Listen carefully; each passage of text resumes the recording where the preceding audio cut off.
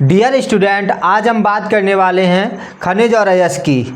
यह टॉपिक हमारे लिए बहुत ज़्यादा इम्पोर्टेंट हो जाता है क्योंकि आज हम जो इतने ज़्यादा स्मार्ट और मॉडर्न हैं उसके लिए खनिज और अयस्क ये दोनों ही बहुत ज़्यादा यूजफुल और रिस्पॉन्सिबल रहते हैं। किस तरीके से? आपको पता होगा कि जितने भी इलेक्ट्रॉनिक गैजेट्स बनते हैं, चाहे वो मोबाइल हो, लैपटॉप हो या इसके अलावा जो व्हीकल्स गाड़ियाँ होती हैं, चाहे वो बस हो, ट्रेन हो, कार हो, बाइक हो, ये सारी चीज़ें धातुओं से और जो इलेक्ट्रॉनिक गैजेट्स होते हैं उनमें जो सेमीकंडक्टर होते हैं वो उपधातुओं से बनाए जाते हैं। अब जो हम धातुएं या उपधातुओं का इस्तेमाल करते हैं अपनी इन सारी चीज़ों को बनाने के लिए, तो ये धातुएं हमें या तो खनिज से मिलती हैं या फिर अयस्क से मिलती हैं और इसी की वजह से ये हमारे लिए बहुत ही ज़्यादा इम्पोर्टेंट हो जाता है। तो सबसे पहले हम बात कर लेते हैं खनिज की।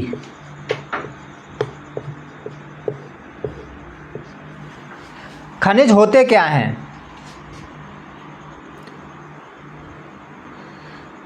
वे धातुएं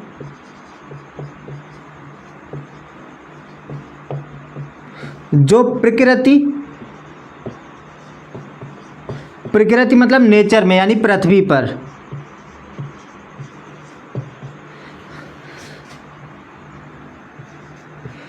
प्रकृति में यौगिक के रूप में पाई जाती हैं।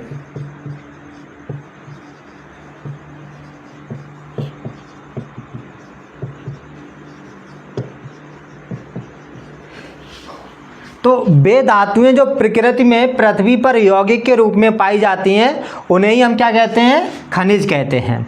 तो खनिज के लिए आप डायरेक्टली ऐसे समझ सकते हैं, जो हमारी धातुएं होती हैं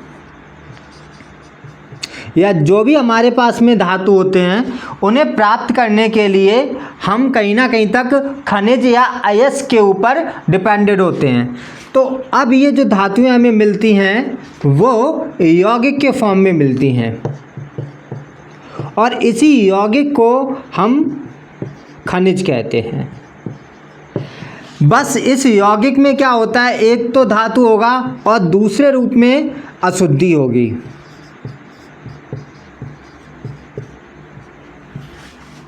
तो इस तरीके से जब धातु के साथ में अशुद्धि मिल जाती है तो हमें जो यौगिक मिलता है और इसी को हम क्या कहते हैं? खनिज कहते हैं। तो खनिज हमारा क्या होता है? धातु होता है जिसके अंदर अशुद्धियाँ मिली रहती हैं। अब इन्हीं अशुद्धियों को अलग करके हम कोई शुद्ध धातु या उपधातु प्राप्त करते हैं। तो खनिज आपको समझ आ गया होगा। एग्जाम्पल में जैसे कॉपर पाइराइट हो गया, बॉक्साइट हो गया, इस तरीके से हमारे खनिज रहते हैं। अब बात आती है अगले टॉपिक यानी अयस्क की। अयस्क एक्चुअल में जो अयस्क होते हैं वो खनिज ही होते हैं, बस इनमें थोड़ा सा अंतर होता है। कैसा अंतर होता है भाई? हम बोलते हैं कि वे खनिज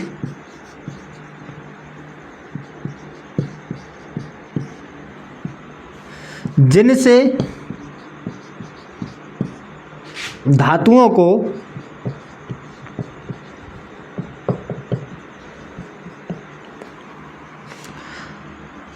आसानी से और कम खर्चे पर, यानी कि हम धातुओं को आसानी से और कम खर्चे पर प्राप्त कर पाते हैं, उन्हें ही हम क्या कहते हैं? उन्हें ही हम कहते हैं अयस्क। तो अयस्क क्या होते हैं हमारे? अयस्क वे खनिज होते हैं जिनसे हम धातुएं प्राप्त करते हैं लेकिन आसानी से और कम खर्चे पर। कहने का क्या मतलब है? ये वाला जो हमारे पास में अयस्क होगा यानी कंपाउंड होगा, यौगिक होगा, जिनसे हम धातु निकालेंगे उसमें हमें कम मेहनत करनी पड़ेगी। लेकिन ये वाला जो यौगिक यानी कंपाउंड होगा जिसमें हम धातु निकालेंगे, इसमें हमें ज़्यादा मेहनत करनी पड़ेगी, ज़्यादा खर्चा आएगा। तो जो हमारे खनिज होते हैं इनमें जब हम धातुएं निकालते हैं तो करते क्या है, उनमें बहुत ज़्यादा प्रोसीजर हम अप्लाई करते हैं और वहाँ से हम धातुओं को प्राप्त करते हैं। लेकिन अयस्क में कम प्रोसीजर फॉलो किए जाते हैं और ईजिली हम धातु को प्राप्त कर लेते हैं। तो खनिज क्या हो गए? खनिज एक तरीके से ऐसी धातुएं होती हैं जिनमें अशुद्धियां मिली रहती हैं। अब जब अशुद्धियां धातुओं के साथ में मिली रहती हैं तो हम उसे धातु नहीं बोलेंगे, हम उसे खनिज बोलेंगे। क्यों बोलेंगे? क्योंकि वो शुद्ध रूप में नहीं है। अब धातु को हम बोलने के लिए हमें देखना पड़ता है कि वह शुद्ध है या नहीं है। अब जब शुद्ध नहीं है तो वो क्या बोला जाएगा? खनिज बोला जाएगा। तो वही बात बोली जा रही कि जो वे धातुएं जो प्रकृति में यानी पृथ्वी में यौगिक के रूप में पाई जाती हैं। यौगिक मतलब यहाँ पर धातु के साथ में अशुद्धि भी होगी तो उन्हें हम खनिज कहते हैं। एग्जाम्पल आपको याद रखने हैं, जैसे हमने बॉक्साइट की बात करी या कॉपर पायराइट की बात करी, तो ये हमारे क्या होंगे? खनिज के एग्जाम्पल होंगे।